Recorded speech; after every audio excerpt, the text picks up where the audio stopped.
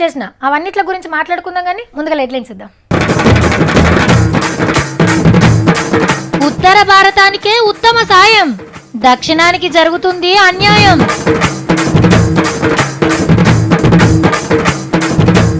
రోడ్ల మీదకి వచ్చిర్రు జనమంతా, ఏం మాయ చేసిందో సమంత. పైసలు గుంజుకుంటున్న సత్తి, డ్రస్ కు అలవాటు అయిన వాళ్ళకంట కుదవేత బుద్ధి అవుతుందంట. అందుకే ఇంట్లో బోగాన్లు కూర టేకీసలు అన్ని అమ్మేసుకొస్తాక మళ్ళా ఉంటే కుదవేత బుద్ధి అవుతుంది మనకు కూడా. పైసా పైసా నువ్వెందుకు కూట్టినవే అంటే పంచాదులు పెట్టిస్తందుకు అని అన్నదట. అవును మరి, ఎంత మంచోళ్ళ నడమైనా పంచాది పెట్టించేది పైసనే, లొల్లులు పుట్టేది పైస కాన్నే, లొల్లులు తగ్గేది కూడా పైస కాన్నే. అది మంచిగా ఉంటే అంత మంచిగానే అవుతుంది. ఇప్పుడు ఒక 4 కొడుకులు పనిచేసి నాయనకు పైసలు ఇస్తుర్రు, అప్పుడు నాయన ఏం చేయాలి? నలుగురిని సమానంగా చూడాలి, లేకుంటే ఎక్కువ పైసలు ఇచ్చే కొడుకుని ఇంకింత మంచిగా చూసుకోవాలి. అంతేగాని మరి గీలేంది గిట్ల చేస్తుర్రు? ఉత్తరమోళ్ళంతా హుషారుగాలు లేరు పో. సొమ్ము మనది, సోకు వాళ్ళది. రాష్ట్రాలకెళ్ళి పన్నుల పేరు మీద సెంటరోళ్లకు పైకం పంపితే వాళ్ళు మళ్ళా మనకు ఇస్తారన్నట్టు ఖర్చుల కోసం. అయితే దక్షిణ భారతదేశంకెళ్ళి 100 రూపాయలు పంపితే 50 కూడా వాపసు వస్తలేవట. ఆంధ్రాకు 100కి 67 రూపాయలు, కర్ణాటకకు 47 రూపాయలు, తమిళనాడుకు 40 రూపాయలు పంపుతుండ్రు. ఇక మన తెలంగాణకు 100కి 30 రూపాయలు కూడా వస్తలేవట సెంటర్ సర్కార్కెళ్ళి. గా కేరళ రాష్ట్రానికి 25 రూపాయలే వెనుకకొస్తున్నాయట. దక్షిణ భారతదేశ పళ్ళకు నెరి గింత అద్మానంగా పంపుతుండ్రు కదా, అదే ఉత్తరం బాజోళ్లకు వాళ్ళు పంపిన పైకం కంటే ఎక్కువ తిరిగి పంపుతుండ్రు. ఉత్తరప్రదేశ్కెళ్ళి 100 రూపాయలు అందుతే ఇంకో 80 కలిపి 180, బీహార్ వాళ్ళకు 96 రూపాయలు, మధ్యప్రదేశ్ వాళ్ళకు 75 రూపాయలు వాపసు పోతున్నాయి. అంటే మనం కట్టిన పన్నులతోని అక్కడోళ్లకు పనులు జరుగుతున్నాయి అన్నట్టు. వెనుకటికెళ్ళి కూడా గింతే. కింది బాజోళ్ళంటే మరవానం తల్లి పిల్లల లెక్కనే వాళ్లకు. ఏ పార్టోళ్ళున్నా ప్రధానమంత్రులు అక్కడోళ్ళే అయ్యిరి, సెంటర్ల పెద్ద పోస్టులు అక్కడోళ్ళయేనాయే. మంచిగా మన తాన గుంజుకపోయి వాళ్ళొళ్లకు పెట్టుకుంటుండ్రు. మొన్న కేసీఆర్ సార్ కూడా కుల్లం లెక్కలు చెప్పే, ఈడికెళ్ళి పోయేదెంత ఆడికెళ్ళి వచ్చేదెంత అని. 1,00,000 కోట్లు ఇచ్చినామంటే నవ్వా అన్న, ఇప్పుడు 7 అన్న. ఎవరికి ఇచ్చినట్టు, ఎవరిచ్చే డబ్బులతో ఏ గవర్నమెంట్ నడుస్తున్నట్టు. తెలంగాణ దేశానికి ఇచ్చే దానిలో దేశం తిరిగి తెలంగాణకి ఇచ్చేది 50% కూడా కాదు. మనకి ఇప్పుడిప్పుడు ఈ లెక్కలు తెలుస్తున్నాయి గాని పవన్ అన్నకు ముందే తెలిసినట్టున్నది. అందుకే దక్షిణ భారతదేశం తరపున మస్తు కొట్లాడుతున్నాడు. అన్న అరుపులు చాలు మన పవర్ ఏందో చూపిస్తందుకు. ఉత్తరాది అహంకారం, దక్షిణాది అంటే చిన్న చూపు. 10 మంది కలిస్తే మీదన భారతదేశం. ఇన్ని కోట్ల మంది దక్షిణ భారతీయులకి ఇది భారతదేశం కాదా? ఈ వివక్ష ఎందుకు? ఎందుకు ఎందుకు ఎందుకు ఎందుకు ఎందుకు ఎందుకు? ఎలక్షన్ల సీజన్ రాగానే చూడాలి, లీడర్ల నోట్లకెళ్ళి హామీలు అలుగులు వారుతుంటాయి. వెనకటి సంది గవే హామీలు. మీకు ఇండ్లు కట్టిస్తాం, గల్లీల సిమెంట్ రోడ్లు వేపిస్తాం, తంబాలకు లైట్లు వేపిస్తాం, మంచి బడి కట్టిస్తాం, పింఛన్ పెంచుతాం, రేషన్ బియ్యం ఎక్కువ ఇస్తాం, వ్యవసాయం లోన్లు మాఫీ చేస్తాం, ఆడోళ్లకు లోన్లు ఎక్కువ ఇప్పిస్తాం. ఇగో గివే ఉంటాయి ఎప్పుడు. ఈని ఓటర్లకు బోరు కొట్టింది అనుకున్నాడేమో ఒకసారు. ఎన్ని ఉపాయాలు చేస్తుండో గెలుస్తందుకు. చూడరు పారి. వీరశైవాన్ని మతంగా గుర్తించాలని సెంటరోళ్లకు ఉత్తరం రాసిండు సీఎం సిద్ధారామయ్య సారు. 100 ఏండ్ల కింద పుట్టింది వీరశైవం. బసవేశ్వరుడు దేశమంతా ప్రచారం చేసిండు దీన్ని. కులాలు ఉండొద్దు, కులాంతర వివాహాలు జరగాలి, అందరూ కలిసి బంతి భోజనాలు చేయాలి, మూఢనమ్మకాలు పాటించొద్దు, మహిళలకు కూడా సమాన హక్కులుంటాయి, చేస్తున్న పనినే స్వర్గంతోని సమానమని చెప్తాడు బసవేశ్వరుడు. పెద్ద కులపొల్లకు వ్యతిరేకంగా కొట్లాడిండు అప్పట్లా. ఈ సిద్ధాంతాన్ని నమ్మేటోళ్లను లింగ ఎట్లా అంటారు? కర్ణాటకలనే కాదు, మన తెలంగాణ, ఆంధ్ర, తమిళనాడు, మహారాష్ట్రలా మస్తు మంది ఉంటారు వీరశైవం పాటించేటోళ్ళు. అయితే మల్లతాపకు కర్ణాటకల అసెంబ్లీ ఎలక్షన్లున్నాయి. వీరశైవానికి మతం గుర్తింపు తెప్పించి మళ్ళా గెలవాలని సిద్ధప్ప ప్లాన్ ఉన్నట్టున్నది. అటు కన్నడ జెండా సెంటిమెంట్ తోని, ఇటు వీరశైవం సెంటిమెంట్ తోని పువ్వు గుర్తులను ఇరకాటంలో పెట్టిండు మొత్తానికైతే. చూడాలి మరి బీజేపీలు ఏం చేస్తారో, మరి ఎట్లా బయటపడతారో. మీకోటి తెలుసా, ఇవాళ వరంగల్ పోరగాళ్ళంతా పొద్దుగాలని లేచిండ్రట. రాత్రంతా ఈ స్మార్ట్ ఫోన్కి ఛార్జింగ్ పెట్టిర్రట. తానాలు జపాలు చేసి కొత్త బట్టలు వేసుకొని మంచిగా తయారైనరట. కాళ్ళకు బూట్లు కూడా వేసిర్రట. నెత్త అయితే స్టైల్గా దువ్వినరట. ఇంట్లో నాస్తా కూడా చేయలేదట. ఇక వాళ్ళ మమ్మీ డాడీలు చూసి, అబ్బా మావాడు ఎంత ముద్దుగా తయారైండో, జాబ్ మేళ కోతున్నాడేమో అని మురిసిపోయినరట. కానీ ఈ వార్త చూస్తే తెలుస్తుంది వాళ్ళంతా ఏడుకోర్రు. ఓర్ దేవుడో, ఏం పబ్లిక్ ఏం పబ్లిక్.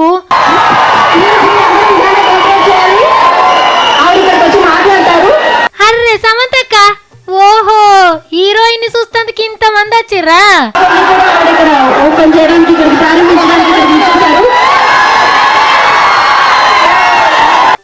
నల్గొండలా ఒక దుగ్నం ఓపెనింగ్ వచ్చింది సమంతక్క. ఈ ముచ్చట తెలిసి ఇగో జాతరకు వచ్చినట్టే వచ్చిర్రు పొరగాన్లు పొట్టగాన్లు ఆడోళ్ళు మొగోళ్ళు అంతా. ఇక ఈ స్మార్ట్ ఫోన్ తీసి తయారుగా పెట్టిర్రు బయటికి రాగానే టిక్క టిక్క పోటవలు కొట్టాలని.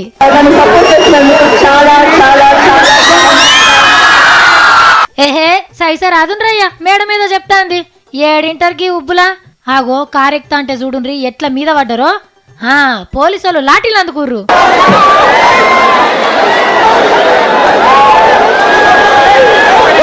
తన్నులు తిన్నా సమంతం చూసిన సంబరంజాలు ఏ మాయ చేసిందో మరి.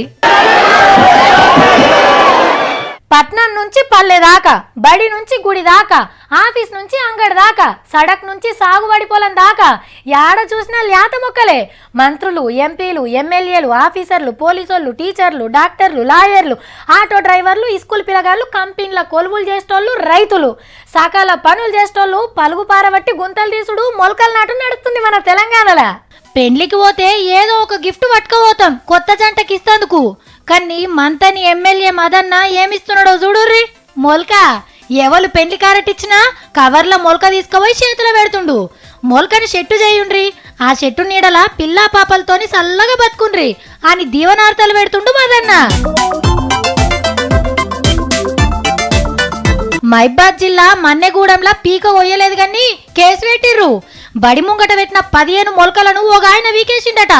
హెడ్ మాస్టర్ వై పోలీసులకు చెప్తే కేసు పెట్టి కోర్టుకు తీసుకుపోయిర్రు. అర్ధాహారంలో పెట్టిన మొక్కను ముట్టుకుంటే గంత పని అవుతుంది, జర పైలముండురు మరి. అమ్మయ్య రేపు అయితారం మంచిగా ఆలస్యంగా లేవచ్చు, అట్లా బయటకు ఏదన్నా మంచిగా ఎంజాయ్ చేయొచ్చు అని అనుకుంటారు కదా. కానీ ఇప్పుడు నేను చెప్పే వార్త తిన్నాక మొదలు జీన్ పాయింట్లు బట్టలన్నీ విండేస్తారు. ఆ పని అయిపోగానే పెద్ద దుకాణం కాడుకోయి ఇంట్లోకి సరుకు సామాన్లు మొత్తం కొనుక్కొస్తారు. వస్తా వస్తా కూరగాయలు కూడా పట్టుకొస్తారు. మీరు ఇట్లా ఎందుకు చేస్తుర్రో మీ ఇంటి పక్క వాళ్ళకి కూడా చెప్తారు పని చేసుకుంటేనే. వాళ్ళు కూడా మిమ్మల్నే ఫాలో అవుతారు. ఇంతకు అసలు ముచ్చట ఏంటంటే, ఎందుకంటే ఇంకో 3-4 దినాలైతే బంగాళాఖాతంలో మళ్ళా అల్పపీడనం పుడుతుందట. దానివల్ల పొట్టు పొట్టానలు కొడతాయట. 4-5 రోజులు సరిసిడిచి పెడతాయని చెప్తుర్రు వాతావరణం ఆఫీసర్లు. మొన్నటి ఆనలకే ఆడీడ చెర్లు కుంటలు నిండినాయి, కొన్ని పెద్ద చెర్లు కూడా మత్తడి దుంకినాయి. ఇక ఇప్పుడు వడబోయే ఆనలతోని మొత్తం చెర్లు నిండుతుండొచ్చు. ఇకప్పుడు వ్యవసాయానికి సరిపోను నీళ్లు దొరికినట్టే ఈ తాపకు. అన్న నీ దగ్గర పైసలు ఎక్కువ ఉన్నాయా అన్న? నేను దాచిపెడతాను ఇంట్లో. నీ తాన పైసలు ఉంటే నువ్వు చెడిపోతావు అన్న. మళ్ళీ మీ చుట్టాలు నీకు కావాల్సిన వాళ్ళు అందరూ బాధపడతారు. ఈ పైసలు ఇచ్చేయన్న, ఉంచుకోకు. ఏమన్నా ఉంటే ఇచ్చేయి. ఉన్నాయా ఎక్కువ? 50 రూపాయలే ఉన్నాయి, ఎక్కువ లేవా? ఎక్కువ పెట్టుకోకు. ఏమన్నా ఉంటే నాకే ఇచ్చేయి. ఇంటి మళ్ళా పైసలు అడుగుతున్నాడు కదా మందిని. ఒరే సత్తిగా ఓనా ఒక్క నిమిట్ ఆఫ్ పాటలు వింటున్నావు జరసేపు. నేను చెప్పేది కూడా నీ తాన ఆస్తులు ఎక్కువ ఉన్నాయా నీ పేరు మీద? ఎక్కువ ఉంచుకోకు. ఏమన్నా ఉంటే నా పేరు మీద చేసేయి. పైసా ఫలం ఉన్నదా? లేదన్న. అరే నువ్వేమన్నా అలా చుట్టానివా పక్కానివా? ఏమో వాళ్ళ ఆస్తి నీకు రాసి ఇమ్మంటున్నావేంది? అరే పైసలు అడగని ఉన్నోళ్ళ తన తీసుకొని లేనోళ్ళకి ఇయ్యనియవు. శనిదేవతకు చెల్లెళ్ళాక తయారైనవు నువ్వు. వాళ్ళు కష్టపడి సంపాదించుకున్నారా, అది నీకెందుకు ఇస్తారు చెప్పు? ఓన్నా కారు ఉన్నది కదా, పైసలు ఉన్నాయా నీ తాన? డ్రెస్ కు కొనుక్కుంటున్నావా? మళ్ళా డ్రెస్ కు రే అట్లా డ్రగ్స్ కొనుక్కుంటున్నావా అని అడిగితే నీ మూతి వాళ్ళకి కొడతారు ఏమనుకుంటున్నావు? ఆగు, పైసలు ఎక్కువ ఉంటే ఇచ్చేసేయి. మళ్ళా తినగలవా ఇంత? డ్రెస్ కు నుంచి కాపాడేది సత్తిగాడు ఒక్కడే నిన్ను. పైసలు ఉంటే ఎవరైనా నాకెరికి వచ్చే సామాను కొంటారు కానీ డ్రగ్స్ ఎందుకు కొంటారా? డ్రెస్ కు ఆసన తెలివారు, రంగు తెలివారు. నీకు ఏం మాట్లాడుతున్నావు నువ్వు? నీకేమెరకంట అని పట్నంలో పైసలు ఉన్న వాళ్ళు అంట డ్రగ్స్ కు అలవాటు అవుతున్నారంట. నీ ముఖం డ్రగ్స్ చాలా సీక్రెట్ గా అమ్ముతారా? అది ఏడబడితే ఆనే దొరకది. పైసలు ఉంటే డ్రగ్స్ ఎందుకు కొంటారు ఆయన? ఏహే డ్రగ్స్ కు చాక్లెట్లు దొరికినట్టు దొరుకుతున్నాయా అంట. అది కాదు సత్తి, డ్రగ్స్ అంటే దుకాణంలో దొరికే ఉప్పు ప్యాకెట్ అనుకుంటున్నావా ఏంది నువ్వు? అంత ఉత్తగా దొరక నీకి వాళ్ళు ఎందుకు తింటారా ఆయన? మళ్ళా పట్నంలో పైసలు ఉన్న వాళ్ళు అంత డ్రగ్స్ కు తిని రిమ్మ మీద కాళ్ళు మూసుకొని ఉంటే నువ్వునేం చెప్పే ముచ్చట్లు ఎవరు తింటారక్క? ఎవరు చూస్తారు? అవన్నీ కాదు కానీ పైసలు ఉన్నోళ్ళే డ్రగ్స్ తింటుర్రని నీతో నాన్న పెద్ద మనిషి ఎవరు అసలు? ఎవరో చెప్తే నేనెందుకు ఇంటాక? చంద్రాలు సారే చెప్పిండు. పట్నంలో పైసలు ఎక్కువ వాళ్ళంతా డ్రస్ కు అలవాటు అవుతున్నారు అంట. ఆదాయం పెరిగితే పిచ్చి పిచ్చి ఆలోచనలు కూడా వస్తాయన్నారా? ఉదాహరణకి హైదరాబాద్ డ్రగ్స్ కేసు అని ఒక ఉదాహరణ చెప్పిండు. అట్లా అక్క మన ఇంట్లో గిన్నెలు గిలాసాలు బొంతలు గింతలు శబ్దాలు అన్ని అమ్మేత మా అక్క కొత్త కొత్త అన్ని. నీ బిత్రోడ నిజంగా నమ్ముతావా ఏంది? అయినా మనకేం ఆదాయం ఉన్నదిరా? అవన్నీ ఎందుకు అమ్ముతావు నువ్వు? డ్రస్ కు అలవాటు అయిన వాళ్ళకంట కుదవేట బుద్ధి అవుతుందంట. అందుకే ఇంట్లో బోగాన్లు కూర డేకీసలు అన్ని అమ్మేసుకొస్తాక మళ్ళా ఉంటే కుదబెట్ట బుద్ధి అవుతుంది మనకు కూడా. సత్తి హైదరాబాద్ లో పైసలు ఉన్నోళ్ళని అన్నారా? అక్క నాకు జీతం ఎక్కువ కావాలంట అని జిద్దు చేసిన కానీ ఏమొద్దు అక్క, ఉన్న జీతమే ఇంకా తక్కువ నాకు. మళ్ళీ ఎక్కువ జీతం వస్తే డ్రెస్కు అలవాటు కాగల ఇంత. చంద్రబాబు సార్ ఉద్దేశం హైదరాబాద్ లో మస్తు పైసలు ఉన్నోళ్ళని చేసి హైదరాబాద్ ని డెవలప్ చేసింది నేనే అని చెప్పినట్రా. మరి అకుల్ సబర్ వాళ్ళ సారు చంద్రాల్ సార్ను పిలిచి సీకాట్లో కూర్చుని అడుగుతాడు ఆక ఎట్లా డెవలప్మెంట్ చేసినావు, ఎందుకు చేసినావు అంట అని. రే సార్ ఆంధ్రప్రదేశ్ కి ముఖ్యమంత్రిరా, అకున్ సబర్వాల్ సార్ ఎందుకు అడుగుతాడు ఆయన క్వశ్చన్లు? మళ్ళీ హైదరాబాద్ ని డెవలప్మెంట్ చేసిందే చంద్రాల్ సార్ గారు అక్క. హైదరాబాద్ లో అందరి దగ్గర పైసలు ఉండనీక కారణం చంద్రాల్ సారే, అందుకే డ్రగ్స్ కు తింటుండ్రేమో. నీ ముఖం నీకు తెలుసా? పిల్లి పిత్కంత డ్రగ్స్ కొనాలంటే లక్షాధికారులు అయి ఉండాలి. వాళ్ళని ఉద్దేశించి బాబు సార్ అన్నారా, పేదోళ్ళని కాదు. మళ్ళీ పెద్ద పెద్ద బంగ్లాల ముంగట పోయి ఇలవాడి అడగాలి నాక. కోటీశ్వరయ్యలే ఉంటారు కదా, వాళ్ళ దగ్గర ఉన్న పైసలన్నీ తీసుకుంటా, మళ్ళీ పైసలు ఉంటే కొనుక్కుంటారేమో డ్రగ్స్ కు. ఓ చంద్రబాబు సారు, ఇట్లా పక్తు నేనే హైదరాబాద్ ని డెవలప్ చేసినా అని ఈ డ్రగ్స్ కేసును కూడా వాడుకుంటే మా ఓడసుంటోళ్ళు గిట్లనే అర్థం చేసుకుంటారు సారు.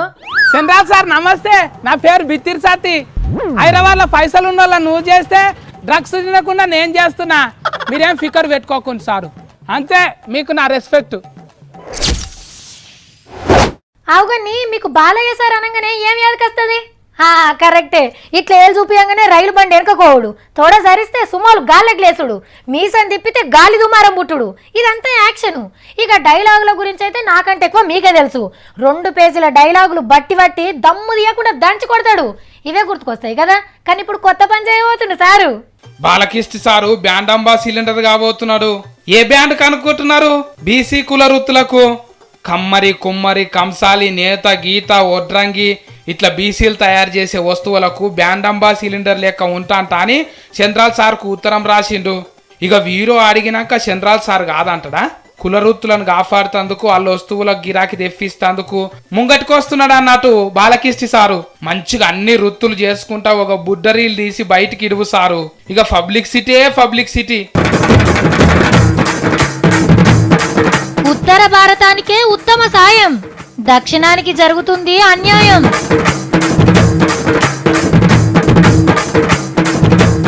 రోడ్ల మీదకి వచ్చిర్రు జనమంతా, ఏం మాయ చేసిందో సమంత.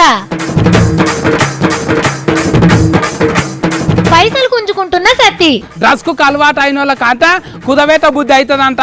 అందుకే ఇంట్లో బోగాన్లు, కూర డేకీసలు అన్ని అమ్మేసుకొస్తాక, మళ్ళా ఉంటే కుదవేట బుద్ధి అవుతుంది మనకు కూడా. మన వార్తలు అయిపోయినాయి, మన టైం కూడా అయిపోయింది. నేను పోయేస్తా మరి. టడా.